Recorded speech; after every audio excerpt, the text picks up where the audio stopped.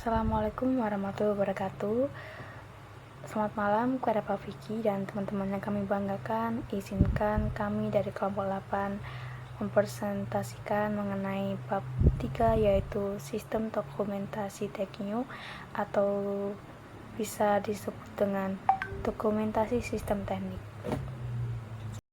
Izinkan saya memperkenalkan anggota kelompok saya, yaitu yang pertama adalah Alexa Nora dengan NPM belakang 164, lalu yang kedua yaitu Nirmala Nur dengan NPM belakang 166, lalu yang ketiga yaitu Ayunda Mentari dengan NPM belakang 168, lalu yang keempat Melina Amelia dengan NPM belakang 171, lalu yang kelima yaitu Melati Cahyaning dengan NPM 185, serta yang terakhir yaitu Faiza Mahdia dengan NPM 193.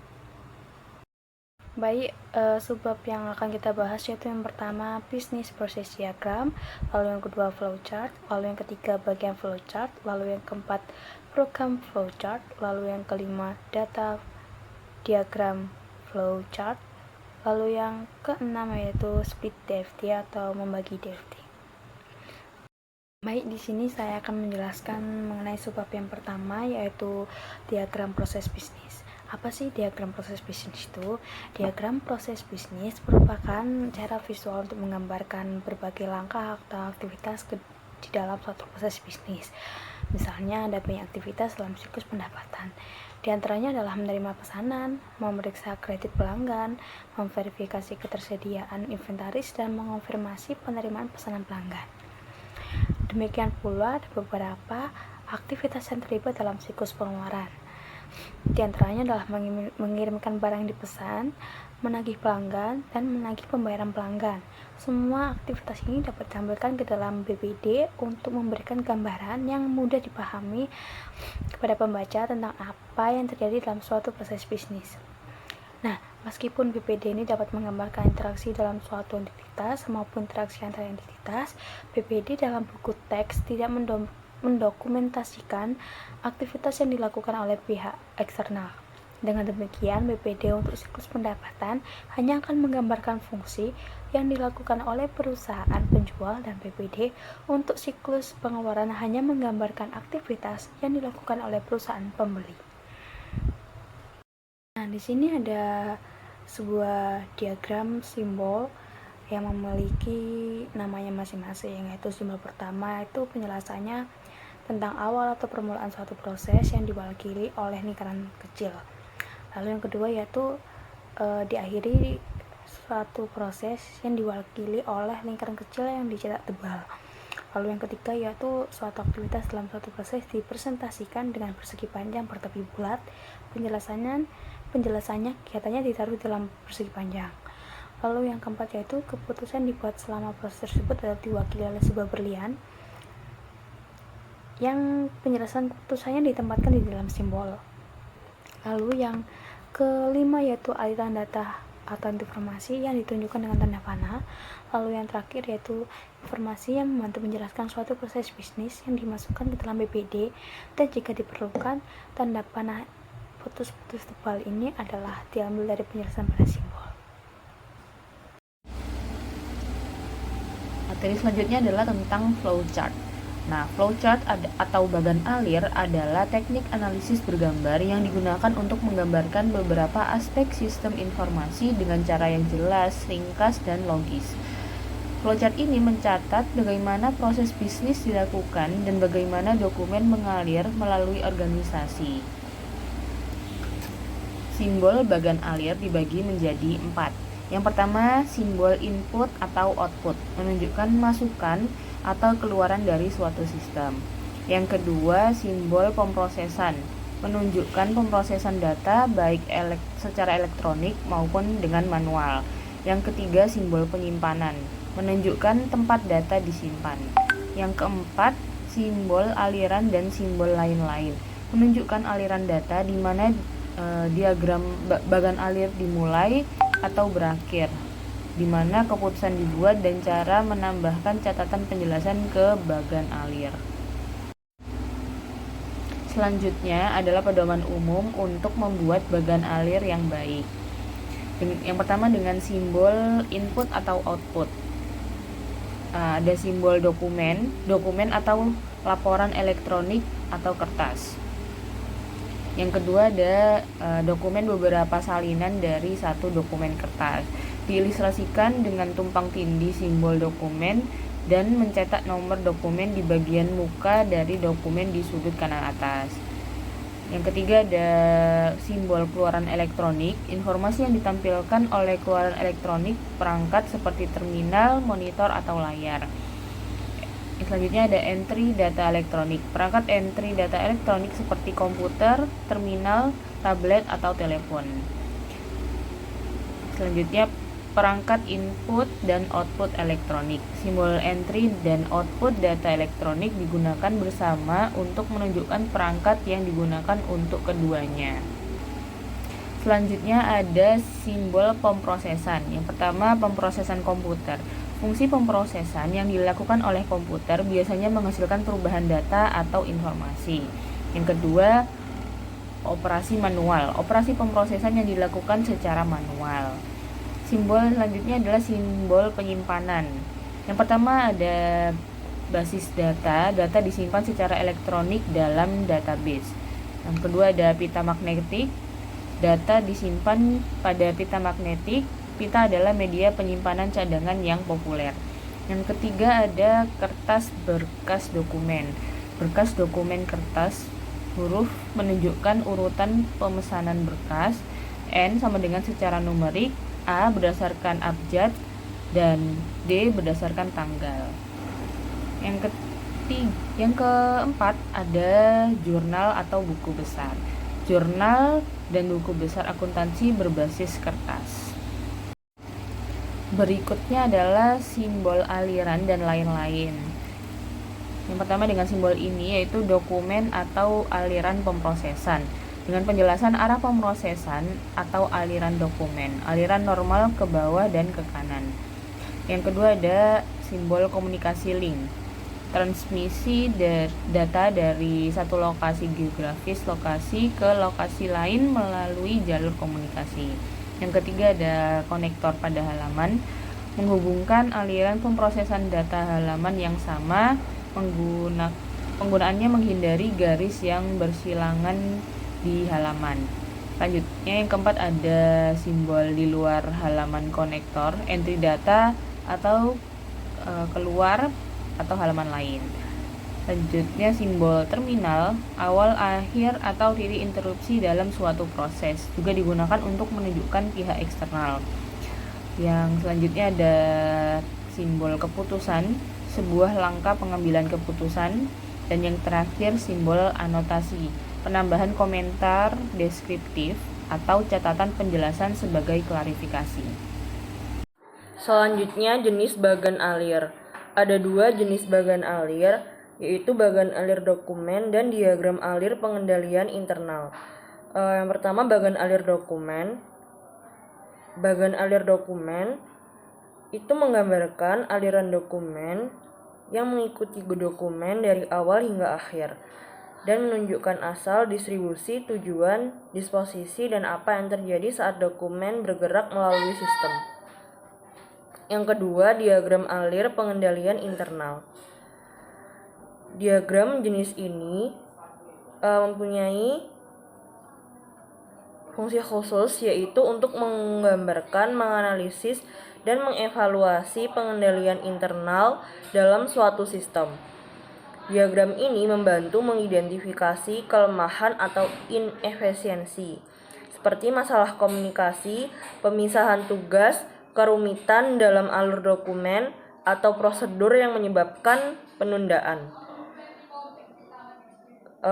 Pada slide terdapat gambar bagan alir, contoh bagan alir yang menunjukkan bagaimana proses penggajian manual di SNS diatur, termasuk alur dokumen, distribusi, tujuan, dan langkah-langkah dalam proses tersebut, serta bagaimana pengendalian internal diterapkan untuk memantau dan mengevaluasi efisiensi dan efektivitasnya. Selanjutnya saya akan menjelaskan mengenai diagram alir program. Nah, diagram alir program itu menggambarkan urutan operasi logis yang dilakukan oleh komputer dalam menjalankan program. Nah, diagram alir program itu menggambarkan logika spesifik yang digunakan untuk menjalankan proses yang ditunjukkan pada diagram alir sistem. Dari gambar pemrosesan komputer edit data penjualan dan cetak kwitansi pelanggan, pada bagian sebelah kiri diproses ke bagian terminal penjualan. Nah, input data penjualan itu menghasilkan output yang menampilkan data penjualan. Dan ke sebelah kanan menghasilkan dokumen kwitansi pelanggan. Kemudian data ditransmisi ke pemrosesan komputer bagian memperbarui basis data dan data akun piutang, inventaris, penjualan, atau pemasaran dan jurnal umum itu disimpan secara elektronik di database. Kemudian pemrosesan komputer bagian pertanyaan menghasilkan keluaran elektronik berupa status akun pelanggan, status inventaris, dan analisa penjualan. Oke, selanjutnya dilihat pada gambar yang kedua, itu menunjukkan hubungan antara sistem dan program bagan alir. Pada penyimpanan menghasilkan proses yang memberikan masukan dan keluaran, yang merupakan bagan alir sistem pada diagram alir program. Proses bergantung pada keputusan. Nah, jika kondisinya cocok, itu dilakukan perhitungan dan update record yang menghasilkan update database. Sedangkan jika tidak, dilakukan masuk dan edit data masukan. Poin yang pertama, diagram aliran data atau DFD, yaitu deskripsi grafis dari aliran data dalam suatu organisasi, termasuk sumber data atau tujuan, aliran data, proses transformasi, dan penyimpanan data. Dalam gambar tersebut ada nama simbol dan penjelasan. Yang pertama, nama simbol, yaitu sumber dan tujuan data. Penjelasannya, orang dan organisasi yang mengirim data ke dan menerima data dari sistem direpresentasikan dengan kotak persegi. Tujuan data juga disebut sebagai tempat penyimpanan data. Yang kedua, aliran data, yaitu aliran data yang masuk atau keluar dari suatu proses digambarkan dengan garis lengkung atau lurus dengan panah. Yang ketiga, proses transformasi, proses yang mengubah data dari input menjadi output direpresentasikan dengan lingkaran. Lingkaran sering disebut dengan gelembung. Lalu yang keempat ada penyimpanan data. Penyimpanan data diwakili oleh dua garis horizontal. Lalu ada pengendalian data, yaitu penyimpanan data diwakili oleh dua garis horizontal. Lalu ada pengendalian internal. Pengendalian internal yaitu sejumlah bisa dijelaskan yang terlampir di slide berikutnya. Selanjutnya, misalnya gambar 2 menunjukkan bahwa input untuk proses C adalah aliran data B yang berasal dari sumber data A. Output dari proses C adalah aliran data D dan E. Aliran data E dikirim ke tujuan data C. Proses F menggunakan aliran data D dan G sebagai input dan menghasilkan aliran data I dan G sebagai output. Aliran data G berasal dari dan kembali ke penyimpanan data H. Aliran data I dikirim ke tujuan data K. DFD dasar telah disesuaikan sehingga menunjukkan kontrol internal menggunakan simbol segitiga atau simbol peringatan jalan raya yang ditunjukkan pada gambar nomor 1 di slide sebelumnya. Kontrol internal diberi nomor dan tabel yang menyertainya menjelaskan kontrol internal tersebut. Pengguna yang tidak ingin menunjukkan kontrol internal cukup mengabaikan simbol segitiga. Sumber data dan tujuan data adalah entitas yang mengirim atau menerima data yang digunakan atau dihasilkan oleh sistem. Suatu entitas dapat menjadi sumber dan tujuan. Keduanya dipresentasikan dengan kotak seperti yang diilustrasikan oleh item A atau nasabah, J bank, dan K manajer kredit pada gambar nomor 3. Lalu, aliran data adalah pergerakan data antara proses, penyimpanan, sumber, dan tujuan. Data yang melewati penyimpanan data dan sumber atau tujuan melalui proses transformasi data. Alur data diberi label untuk menunjukkan data apa yang mengalir. Satu-satunya pengecualian adalah alur data antara proses dan penyimpanan data.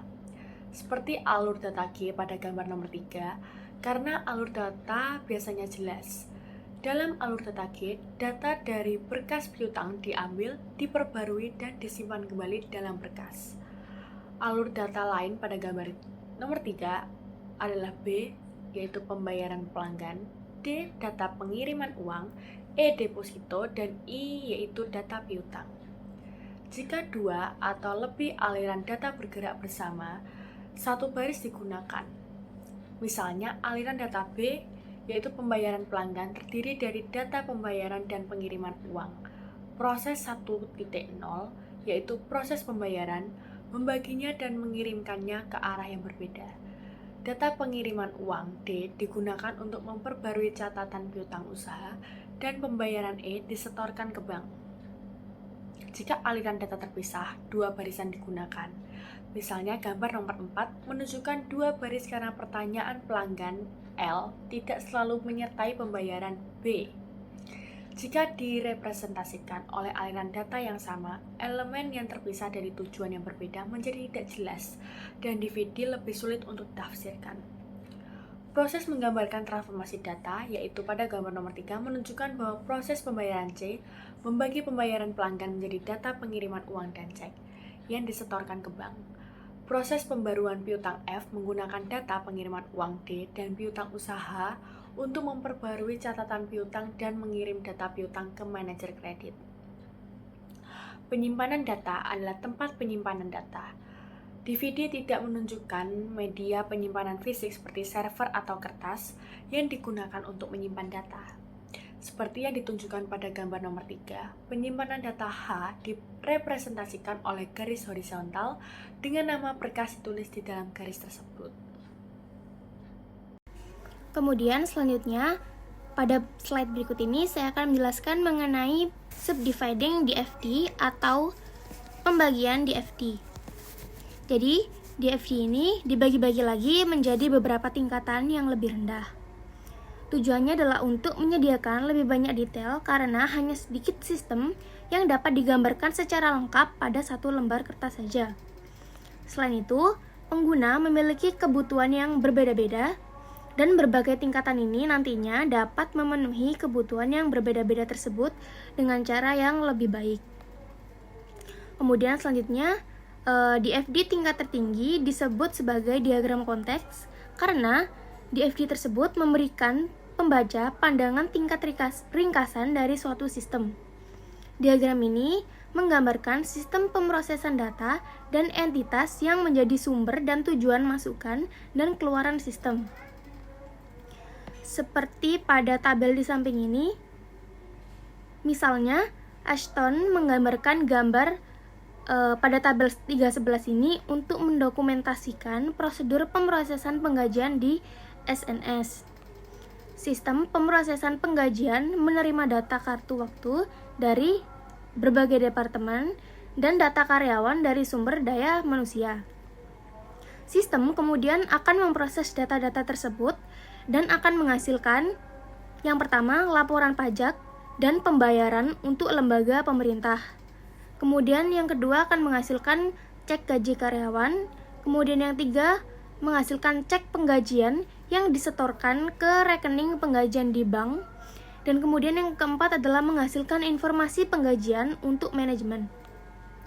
Ashton menggunakan deskripsi prosedur pemrosesan penggajian SNS dalam tabel 31 untuk menguraikan diagram konteks ke dalam beberapa tingkatan yang lebih rendah, masing-masing dengan jumlah detail yang semakin meningkat. 5 aktivitas penggajian utama dan arus masuk dan keluar datanya ditunjukkan dalam tabel 3.2. Masih dengan materi pembahasan yang sama, yakni subdividing DFT atau pembagian DFT. Pada kali ini, Ashton mengembangkan diagram konteksnya dan membuat DFT level 0. Kenapa disebut level 0? Karena tidak ada titik desimal yang bermakna 1.0, 2.0, 3.0, dan seterusnya. Dan juga karena yang ditunjukkan pada tabel 3.12. Pada tabel di samping ini terlihat bahwa beberapa masukan dan keluaran data telah dikecualikan dari DFT ini.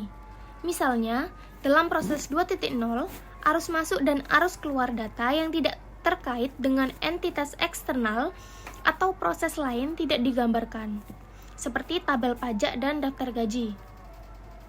Arus data ini bersifat internal terhadap aktivitas pay employees atau membayar karyawan dan ditunjukkan pada level DFD berikutnya. Ashton menguraikan proses 2.0 atau membayar karyawan untuk membuat DFD level 1 yang memiliki satu tepat desimal yang bermakna 2.1, 2.2, dan seterusnya.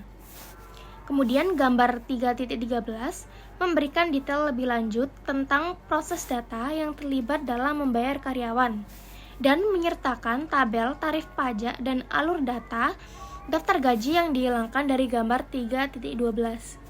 Dengan cara yang sama, masing-masing proses gambar 3.12 dapat diuraikan menggunakan DFD level 1 untuk menunjukkan tingkat detail yang lebih tinggi. Demikian penjabaran materi untuk bab 3 terkait dengan teknik dokumentasi sistem kami selaku kelompok 8 kali ini. Semoga apa yang telah kami sampaikan dapat bermanfaat bagi kita semua. Jika ada kekurangan mohon dimaafkan. Sekian dan terima kasih.